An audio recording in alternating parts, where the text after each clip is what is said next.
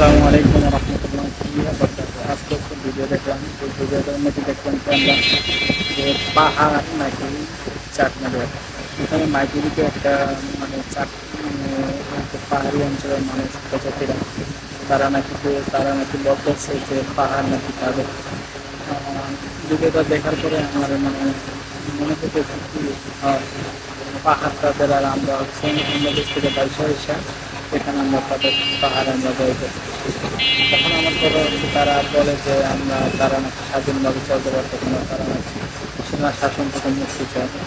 আমি বললাম, আমরা যদি এই যে পাহাড়ের ভিতরে সব যে চাকরি যারা আছে সবাই যে খারাপ তা না, কিছু কিছু সন্ত্রাসী আছে পাহাড়ের মধ্যে, আবার ভালো মানুষও আছে।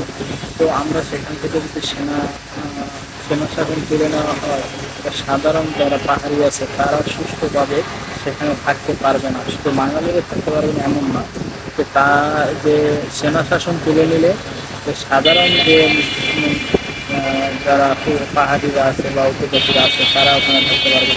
এখন আর একটা বিষয় হচ্ছে, তারা বলে আমরা আদিবাসী। তারা আদিবাসী কিভাবে হয়? তারা হচ্ছে উপজাতি। আদিবাসী তারা যারা একটা যুগের পর যুগ ধরে এখানে থাকতেছে। আদিবাসী একমাত্র হচ্ছে বাংলাদেশ। আর এই যে তারা আছে, যা পাহাড়ি অঞ্চলের মানুষ, পাহাড়ি মানুষ, তারা হচ্ছে উপজাতি। তারা বিভিন্ন জায়গা থেকে এখানে এসেছে, যেরকম মালদা থেকে এসেছে, ত্রিপুরা থেকে এসেছে, আসাম থেকে আসে। এরা হচ্ছে উপজাতি।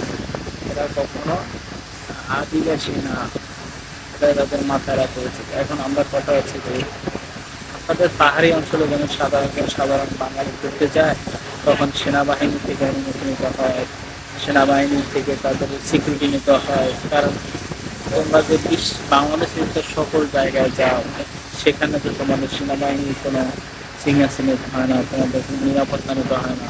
কিন্তু একজন বাঙালিতে বাংলাদেশের পাহাড়ি অঞ্চলে ঘুরতে গেলে বা সেখানে গেলে তাদের সেনাবাহিনী এসে নিরাপত্তা নিতে হয়।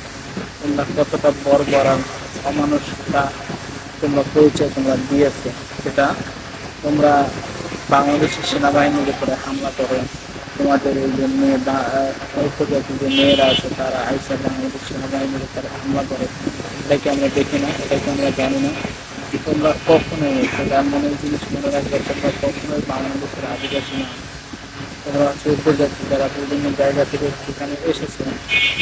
তোমরা যে বলতেছো পার্বত্য অঞ্চলগুলো ছেড়ে দিতে, কারণ কি পার্বত্য চট্টগ্রাম তোমাদের না, তোমাদের বাধ্যতার নাকি পার্বত্য চট্টগ্রাম তোমাদের ছেড়ে দিতে হবে।